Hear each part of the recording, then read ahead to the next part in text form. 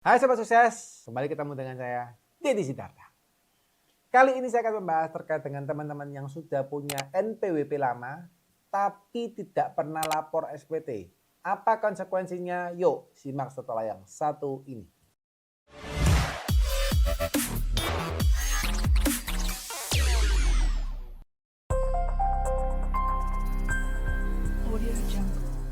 Oke, buat teman-teman hari ini gimana kabarnya? Semoga teman-teman selalu sehat, diberkatin dan happy, kerjaannya lancar semua ya. Pokoknya baik-baik semua buat teman-teman ya. Nah, teman-teman hari ini akan saya bahas kasus di mana banyak orang yang DM di Instagram ataupun komen di mana mereka punya NPWP udah lama tapi tidak pernah dilaporkan, ya tidak pernah aktif dan sebagainya ya. Nah, atau mungkin buat NPWP karena keperluan untuk apa namanya? Untuk KPR atau membuat NPWP tapi untuk keperluan gaji, bukan gaji, untuk melamar kerja ya, tapi mungkin akhirnya nggak jadi KPR atau Anda nggak jadi diterima kerja. Nah ini gimana kondisinya ya?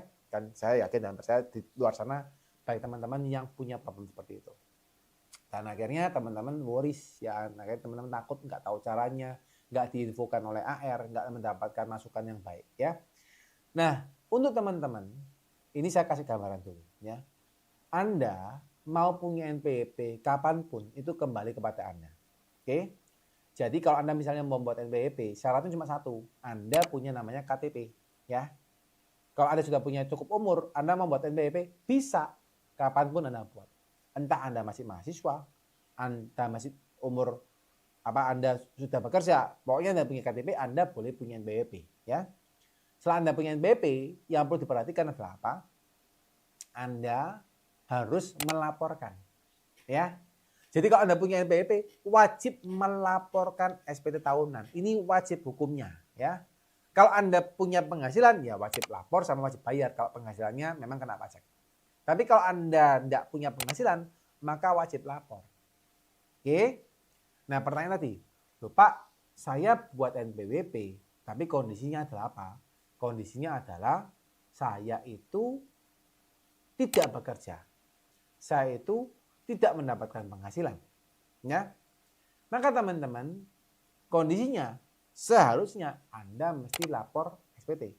Tapi Anda, waduh Pak, saya ribet Pak. Gimana caranya Pak? Nah, buat teman-teman yang kalau seperti itu, Anda boleh mengajukan namanya penonaktifan NPWP. Ya.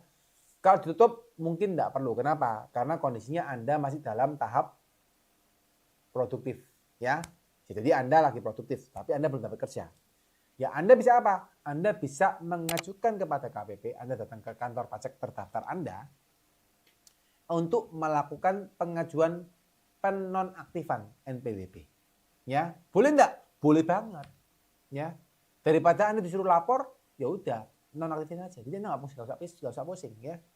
Anda tidak wajib, katanya orang kan ngomong gini, wah NPWP itu ada 3 hal yang pasti gitu ya katanya 1 kematian yang pasti gitu ya, 2 saya lupa, yang ketiga bayar pajak, siapa bilang ya bayar pajak ya enggak pasti kalau Anda nggak punya penghasilan. Kalau Anda punya penghasilan baru Anda bayar pajak ya. Actually bayar pajak itu tujuan juga buat apa teman-teman ya. Anda banyak komentar, wah bayar pajak dikorupsi, ya terserah Anda lah ya.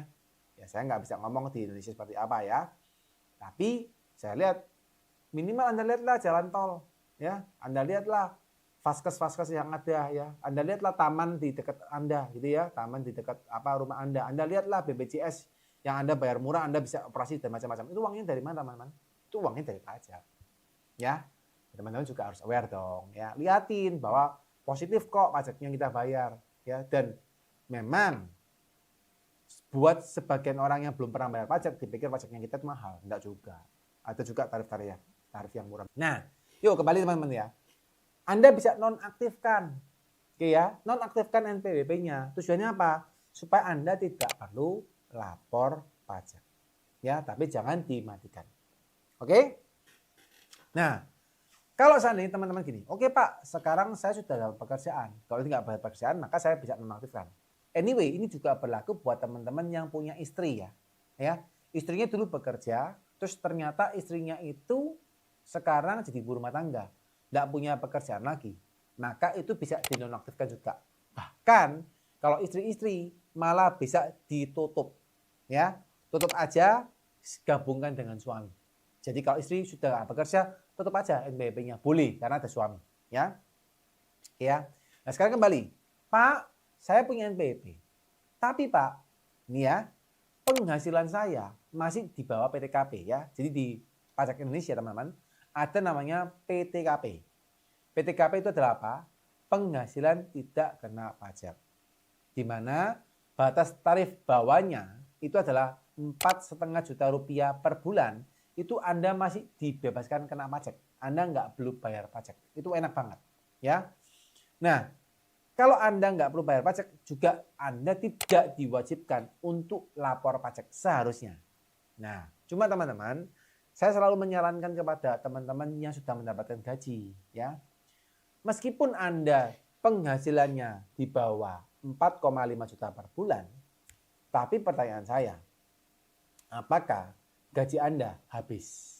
Ya, kalau gaji Anda tidak habis, Anda kan bisa jadi gajinya ditabung, ya, atau suatu saat Anda bisa gajinya dibelikan aset, misalnya Anda beli motor, ya, atau Anda beli yang lain-lain, saya nggak tahu, ya. Kalau memang itu ditabung teman-teman, saran saya, teman-teman ada baiknya untuk melaporkan penghasilan Anda, meskipun Anda tidak perlu bayar pajaknya. Jadi Anda laporkan penghasilannya, oh Pak, saya punya penghasilan misal sebulan 2 juta, ya, atau sebulan 3 juta, atau sebulan 4 juta, terserah Anda yang memang benar-benar Anda dapatkan. Dari sana Pak, saya nabung Pak, misalnya sebulannya 1 juta Pak, 2 juta Pak, ya Anda laporkan aja, toh nggak bayar pajak, kan gitu ya. Anda tinggal belajar cara laporkannya, ya. Kalau Anda mau belajar, kita punya materi Mahir Pajak, itu Anda tinggal belajar, ya. Nah, teman-teman gimana? Anda belajar lapor pajaknya. Oke Pak, saya punya penghasilan 2 juta sebulan, saya bisa nyimpan Pak 1 juta sebulan, ya. Berarti saya bisa punya income, tambahan aset ya, tambahan investasi. 1 tahunnya 12 juta teman-teman. Ya, 2 tahunnya 24 juta. Nah, seandai-andai ternyata Anda mau beli aset, ya, oh aku mau beli aset nih, motor, ya. Nah, motor ini kan ada KTP Anda kepakai, ya. Jadi kalau Anda mau beli motor, minimal teman-teman, Anda sudah punya dana di dalam SPT Anda. Jadi Anda tinggal beli motor aman, ya. Kalau seandainya ternyata Anda tidak laporkan yang pertama tadi, misalnya Anda memilih, Pak saya nggak mau lapor, gimana? Ya nggak salah juga. Cuma yang perlu Anda perhatikan, ketika Anda tidak lapor, maka apa? Maka motor tadi ketika Anda beli akan tanyain sama orang pajak. Orang pajak akan tanya, loh kok bisa beli motor? Iya Pak, saya punya penghasilan. Berapa penghasilannya? Oh, ini Pak lama. Loh, tapi gimana nih? Anda kok baru lapor sekarang? Nah, ini bisa jadi problem baru. Karena motor tadi dianggap Anda kok punya penghasilan. Bisa jadi Anda dikenakan pajak. Bisa jadi ya, tergantung AR-nya, tergantung petugasnya. Bisa jadi Anda dikenakan pajak atas pembelian motor tadi. Karena apa? Penghasilannya belum Anda laporkan. Yang dicari adalah apa teman-teman? Adalah penghasilannya. Ya, bukan asetnya. Penghasilannya berapa? Akhirnya Anda bisa beli motor. Nah, ini teman-teman yang perlu diperhatikan. Kalau memang kondisinya Anda belum PTKP, tapi bisa jadi Anda sudah punya tabungan, saran saya Anda sebaiknya dilaporkan dulu, tapi Anda nggak perlu bayar. Ya. Nah, yang ketiga teman-teman, kalau seandainya teman-teman udah punya penghasilan naik turun, ya, punya penghasilan kali ini di atas PTKP, besok di bawah PTKP, ya, besok lagi nggak punya penghasilan. Nah, sama teman-teman, kalau untuk ini saran saya Anda harus buat pencatatan yang baik. Jadi Anda tulis dulu, oh kira-kira aku punya penghasilan berapa, ya, setiap tahunnya. Terus Anda lihat Anda punya hartanya yang bisa disimpan berapa, ya, Anda hitung juga. Dari sana, buat teman-teman, sekiranya Anda harus bayar pajak atau tidak, Anda hitung lagi, ya.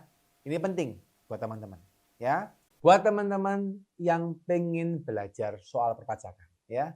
Mungkin Anda bingung karena cari kursus perpajakan di luar sana. Sulit Pak, ya, malas Pak, waktunya nggak banyak, ya. Anda mungkin punya dana tapi Anda nggak punya waktu.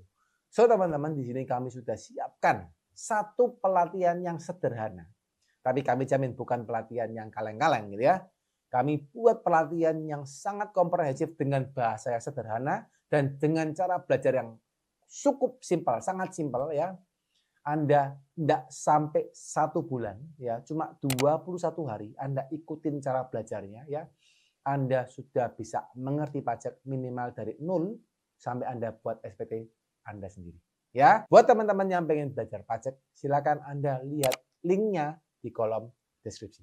Buat teman-teman yang pengen belajar soal perpajakan, ya, mungkin Anda bingung karena cari kursus perpajakan di luar sana. Sulit Pak, ya, malas Pak, waktunya nggak banyak ya. Anda mungkin punya dana tapi Anda nggak punya waktu. So teman-teman, di sini kami sudah siapkan satu pelatihan yang sederhana. Tapi kami jamin bukan pelatihan yang kaleng-kaleng gitu ya. Kami buat pelatihan yang sangat komprehensif dengan bahasa yang sederhana dan dengan cara belajar yang cukup simpel, sangat simpel ya. Anda tidak sampai 1 bulan ya, cuma 21 hari Anda ikutin cara belajarnya ya. Anda sudah bisa mengerti pajak minimal dari 0 sampai Anda buat SPT Anda sendiri. Ya. Buat teman-teman yang pengen belajar pajak, silakan Anda lihat linknya di kolom deskripsi. Sekian video ini ya, semoga teman-teman mendapatkan pemahaman yang cukup jelas ya terkait dengan video ini ya. Buat teman-teman yang happy dengan video ini, silakan di like, subscribe, dan di share ke teman-temannya. Supaya apa? Supaya teman-teman juga bisa mendapatkan insight-insight ya dari video-video yang kami buat. Teman-teman Anda maksudnya ya. Dan buat teman-teman yang pengen bertanya, silakan Anda komen di bawah. Ataupun yang pengen dapat respon lebih cepat, Anda boleh subscribe atau follow saya di Instagram, lalu komen atau DM ya, DM aja ya di Instagram. Mungkin saya akan lebih atau tim admin akan lebih bantu lebih cepat untuk membalas ya. Nah, sekian, semoga teman-teman selalu diberkati, sehat luar biasa, tambah sukses ya, tambah happy, dan usahanya semua lancar ya semuanya. Bye bye.